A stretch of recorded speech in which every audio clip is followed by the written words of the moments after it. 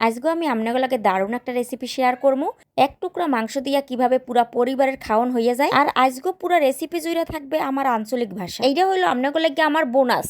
আজকের এই রেসিপি দেখে সবার মাথা একদম ঘুরা যাইবে। আমি যে এত কষ্ট কইরা খুঁজা খুঁজা আপনাগুলোকে সহজ সহজ রেসিপি শেয়ার করি, কিন্তু আপনারা যে আমার লগে দুর্নীতি করেন, বেইমানি করেন, এইটা কিন্তু ঠিক না। সব রেসিপিগুলো আপনারা জানেন না ঠিকই, কিন্তু সাবস্ক্রাইবও করেন না, লাইক কমেন্ট শেয়ারও করেন না। যাই হোক, আল্লাহর কাছে আপনারা ঠেয়া থাকবেন, আমি তো আর ঠেয়া থাকবো না।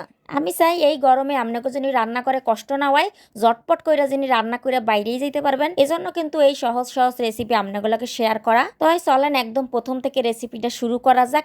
যেহেতু প্রথমেই কইয়া দিছি এক টুকরা মাংস লাগবে এই রেসিপি করতে, তো এক টুকরা মাংসের লাগে কি কি লাগবে সেইটাই দেখেন। এখানে কিন্তু আমি মুঠখানিক কাঁঠালের বিচি লইয়া লইছি। কাঁঠালের বিচি তো সবাই চেনেন, আর যারা না চেনেন হ্যাঁ আগের তাই কইয়া রাখি, এই রেসিপি আপনাগুলো লাগবে না, আপনারা দয়া করে ভিডিওটা বাইরেই যান। যাই হোক, মুঠখানিক কাঁঠালের বিচি নেওয়ার পরে লইয়া লইলাম কিন্তু 6টার মতো ছোট ছোট পেঁয়াজ, 2টা রসুন, আর মুঠখানিক লইয়া লইলাম কিন্তু কাঁচা মরিচ, আর এক টুকরা মাংস তো আপনাকে আগেই দেখাই লইলাম। মাংসটা আবার পাশে সরাইয়া এখানে কিন্তু কাঁঠালের বিচিগুলা বাইসা লইতে আসি। কাঁঠালের বিচিগুলা কিভাবে সহজভাবে বাঁচবেন আমি কিন্তু দুইভাবেই দেখাই দিতেছি। আর দিয়ে এরম খুঁডা খুঁডাও বাছা যায়, আবার এরম বডি দিয়ে দুই সাইডের মাথা কাট দিলে কিন্তু অটোমেটিকই চুল্লে যায়। দুইভাবে দেখাই নেওয়ার কারণ হলো অনেকে তো অনেক বেশি বড় লোকস, এই জন্য কিন্তু অনেকে কাঁঠালের বিচি কেমনে বাঁচবেন হ্যাঁ কিন্তু বোঝেন না, এই জন্য কিন্তু আমি দেখাই দিলাম আপনাকে সুবিধার। কাঁঠালের বিচিগুলা বাছা হয়ে যাওয়ার পরে আমি সেদ্ধ করতে দিয়ে দিলাম 10 মিনিটের লাগিয়া। কাঁঠালের বিচি সেদ্ধ হইতে থাক, এদিকে আমি পেঁয়াজ রসুন মরিচ সবগুলো একদম বাইসা কুইডা নেবো। তো আজকে কি করবো হ্যাঁ তো আপনাকে কই নেই। আজও কিন্তু এক টুকরা মাংস দিয়ে কাঁঠালের বিচি দিয়ে ভর্তা করবো।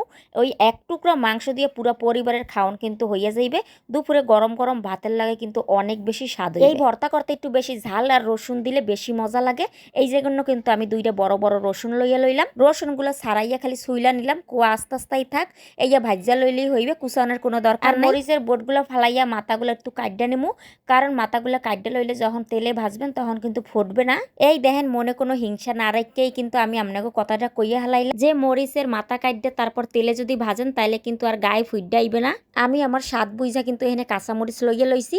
আপনারা চাইলে এই জায়গা শুকনা মরিচও দিতে পারেন। আমার কাছে শুকনা মরিচের থেকে কাঁচা মরিচ দিয়ে ভর্তা করলে অনেক বেশি ভালো লাগে। যাই হোক, সব কুইডে তো লইলাম। এখন চলেন মাংসটা একটু সেইসা নেই। মাংসটা ছেঁচলে তাড়াতাড়ি কিন্তু মাংসটা একটু ভাজা ভাজা হয়ে যাইবে।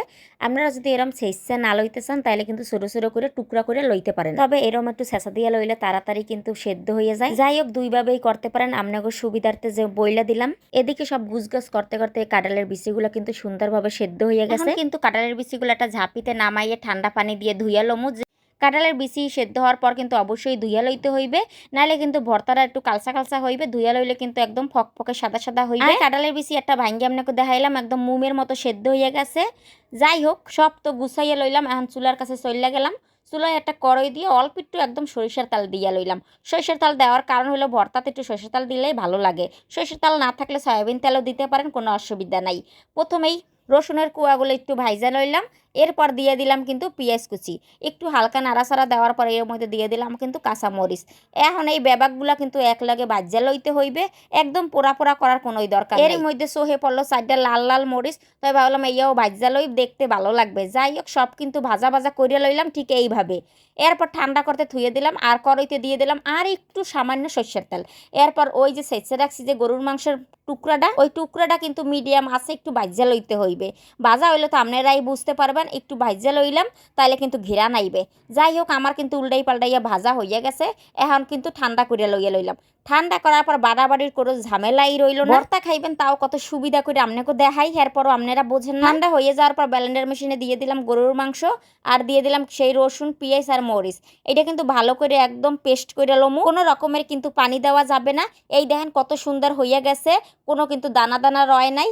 যাই হোক, ওই একইভাবে কিন্তু ব্লেন্ডার মেশিনে আমি কিন্তু কাঁঠালের বিচিগুলো দিয়ে দেবো। কাঁঠালের বিচিগুলো আর সাথে কিন্তু দিয়ে দেবো কয়টা বিলাতি ধনিয়া পাতা, আর হ্যার লগে অবশ্যই দিতে হইবে স্বাদ মতো লবণ।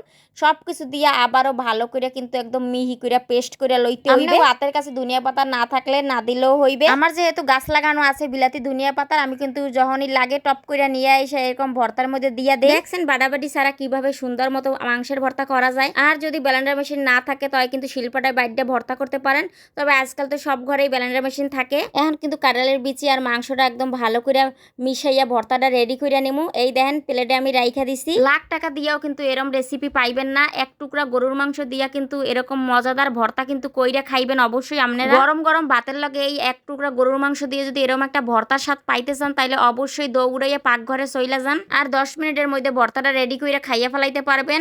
কেমন লাগলো আমার এই রেসিপি অবশ্যই কিন্তু কমেন্ট করে জানাবেন।